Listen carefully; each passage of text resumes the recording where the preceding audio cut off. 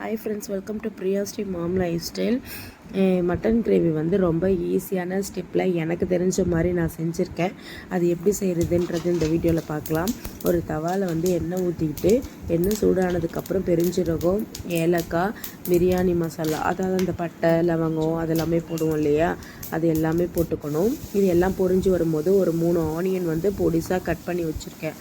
இந்த ஆனியனையும் இதோட போட்டுக்கிட்டு இந்த ஆயிலில் இந்த ஆனியன் நல்லா பொன்னிறமாக வர வரைக்கும் நம்ம வந்து நல்லா ஃப்ரை பண்ணணும். ஃப்ரை பண்ணுறதுக்காக கொஞ்சமாக நம்ம சால்ட்டு போட்டுக்கணும்.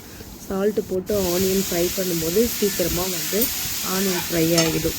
அதனால வந்து அந்த பொன்னிறமாக ஆகிறதுக்காக நம்ம கொஞ்சோண்டு சால்ட் போட்டுக்கணும். இதில் வந்து இஞ்சி பூண்டு பேஸ்ட்டு அரைச்சி வச்சுருப்போம் இல்லையா, அது அந்த மட்டன், சிக்கன் எது செஞ்சாலும் நம்ம இஞ்சி பூண்டு பேஸ்ட்டு சேர்ப்போம். இதில் இஞ்சி பூண்டு, கொத்தமல்லி இது 3மே சேர்த்து நான் ஒன்றா அரைச்சி வச்சுருக்கேன். இது வந்து அதில் போட்டு ஒன்றா மிக்ஸ் பண்ணிவிட்டு இதுக்கு தேவையான மசாலா போட்டுக்கணும். மஞ்சத்தூள், தனி மிளகாய்த்தூள், அவங்கவுங்க காரத்துக்கு தகுந்த மாதிரி. காரம் நிறையா சாப்பிடுவீங்கன்னா நிறையா போட்டுக்கோங்க, இல்லை மினிமமாக சாப்பிடுவோன்றவங்க அதுக்கு தகுந்த மாதிரி போட்டுக்கலாம். அதுக்கு மட்டன் மசாலா போட்டுக்கணும். இதை விட ரொம்ப முக்கியமான ஒரு விஷயம், கரம் மசாலா போட்டுக்கோங்க.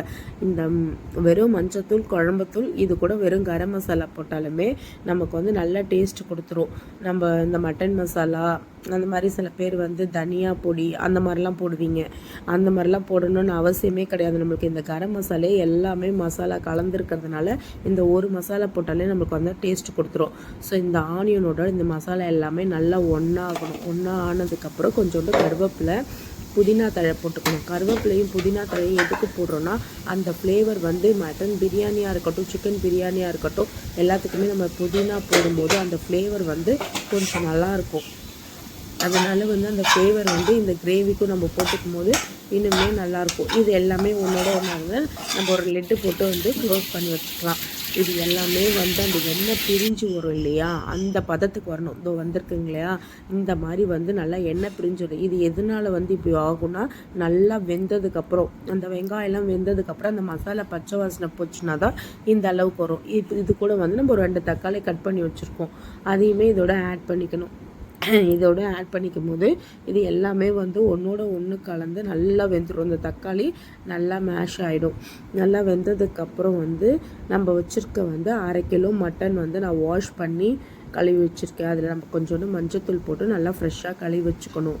கழுவி வச்சுருக்கும் போது இந்த தக்காளி, இந்த வெங்காயம், இதில் நம்ம போட்டிருக்க மசாலா எல்லாமே வெந்ததுக்கப்புறம் வந்து நம்ம வாஷ் பண்ணியிருக்க மட்டனை எடுத்து நம்ம இதில் போட்டுக்கிட்டதுக்கப்புறம் இந்த மசாலா, இந்த மட்டன் இது எல்லாமே வந்ததுக்கப்புறம் நமக்கு லாஸ்ட்டில் நல்ல ஒரு கிரேவி கிடைக்கும். அந்த கிரேவி வந்து நீங்கள் இட்லி, தோசை, இல்லைன்னா வந்து நீங்கள் ரைஸ்லேயே கூடமே கொஞ்சம் போட்டு பிசைஞ்சு சாப்பிடும்போது அந்த டேஸ்ட்டு நல்லாயிருக்கும்.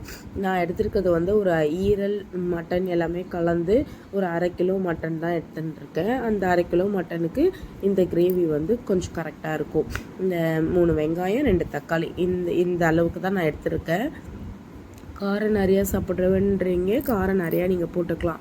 நாங்கள் காரம் கொஞ்சம் கம்மியாக சாப்பிடுவோன்றதுனால நான் காரம் கொஞ்சம் கம்மியாக போட்டுருக்கேன். இது எல்லாமே ஒன்றா ஆகி வெந்து வந்ததுக்கப்புறம் நான் காமிக்கிறேன். இதுக்கு தேவையான அளவுக்கு கல்லுப்பு போட்டுக்கணும்.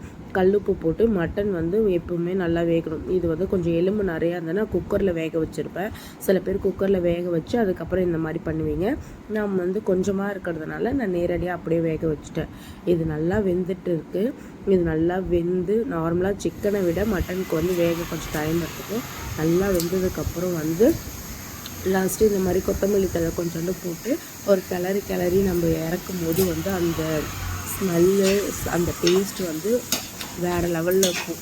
உண்மையாலுமே வந்து இது வந்து இட்லி, தோசைக்கு நீங்கள் தொட்டு சாப்பிட்டிங்கன்னா, சாதத்தில் கூட கொஞ்சம் போட்டு பிசைஞ்சு சாப்பிட்டு பார்த்திங்கன்னா நல்லாயிருக்கும். லாஸ்ட்டாக வந்து மட்டன் கிரேவி இப்படி தாங்க ரெடியாக இருந்துச்சு. உங்களுக்கு பிடிச்சிருக்குன்னு நினைக்கிறேன். பிடிச்சா லைக் பண்ணுங்கள், ஷேர் பண்ணுங்கள், சப்ஸ்கிரைப் பண்ணுங்கள். எனக்கு தெரிஞ்ச அளவுக்கு நான் மட்டன் கிரேவி எப்பயுமே இப்படி தான் பண்ணுவேன். மட்டன் குழம்பா வைக்கணுன்னா நம்ம தேங்காய் எல்லாமே அரைச்சி ஊற்றி வைப்போம். பட் மட்டன் கிரேவி இப்படி தான். பிடிச்சா லைக் பண்ணுங்கள். தேங்க்யூ.